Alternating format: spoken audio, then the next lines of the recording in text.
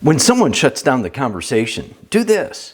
You ever have someone just shut a conversation down? There's no more discussion on this. You're wrong. End of story. And just like that, door slammed. It's over. Not because it was resolved, but because they decided it was. And now you're stuck.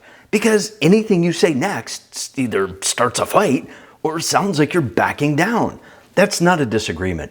That's control. And if you don't recognize it in real time, you'll spend the rest of that conversation trying to get it back into something that was already closed.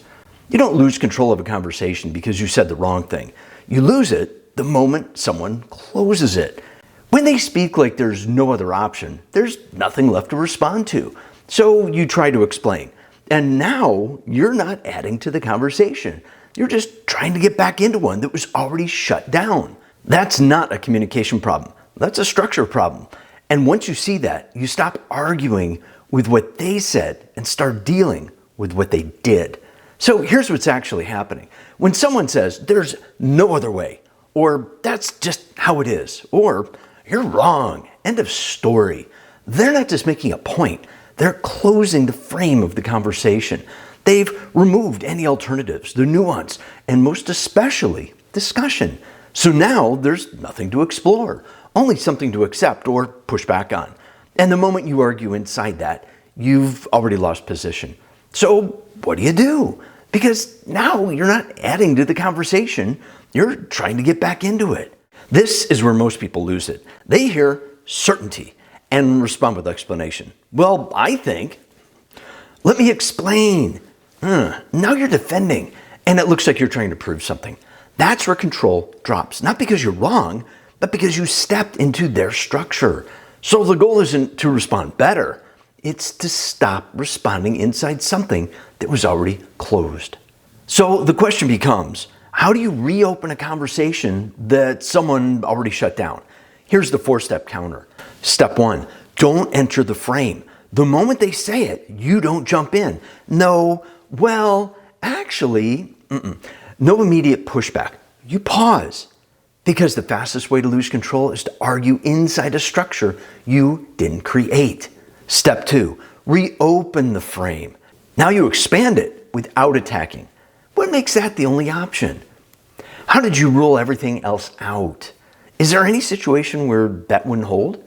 Now they have to think. And the moment they do, the frame starts to open. Because the moment certainty has to explain itself, it starts to weaken. Step 3, break the certainty. Now you separate confidence from accuracy. That sounds certain. I'm not sure it's complete. I see what you're saying. I don't know if that's the full picture. You're not attacking, you're expanding the conversation. Step 4, control the exit. If they stay rigid, that tells you everything. This isn't a conversation, it's a position. So instead of escalating, got it, that's your view. All right, I see where you stand, and you move on. Here's a few real-world examples I hear way too often. You might too. This shows up the most in the conversations people care about the most. Geopolitics, public figures, especially sports. And this is where people lose control fast because the pressure to react is higher. Here's the first example in geopolitics. They say, there's only one way to look at this. Anyone who disagrees is wrong. You might say, what makes that the only way to look at it? They might say back, because that's just a reality. You might say, that might be one interpretation. I'm not sure it's the only one. Here's a second example using public figures. They say, that person is completely wrong. There's nothing to debate. You might say, what would someone who disagrees say? Here's a good example with sports. They say, he's the best player, no question. You should say, no question at all, or just your top pick. The more emotional the topic, the more important it is to control the structure of the conversation. Now, here's what so many people don't realize. Sometimes you do everything right. You don't react, you reopen the conversation, and they still don't move. They just double down. They shut it down again. That's the moment most people miss. Because now you're not dealing with a conversation anymore. You're dealing with a fixed position. And once you see that, you have three options. Option one, test the position. You apply light pressure. You say, so there's no situation where that wouldn't apply? If they think it opens, if they repeat, you've confirmed it's closed. The second option, reframe your position. You stop trying to change them and clarify your stance. You say, I see it differently, but I'm not trying to convince you.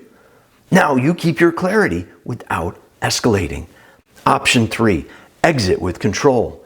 If it's still closed, you don't stay and fight. You say, got it, that's your view, and you move on. Not every conversation is meant to be opened. Some are meant to be recognized and exited cleanly. Because once someone locks into a position, you're not trying to win anymore. You're deciding, is this worth continuing, or is this something to step out of? When you see this clearly, you stop trying to win the argument and you start managing the structure. You stay composed, clear, and in control. Because once you recognize a closed frame, you don't fight it.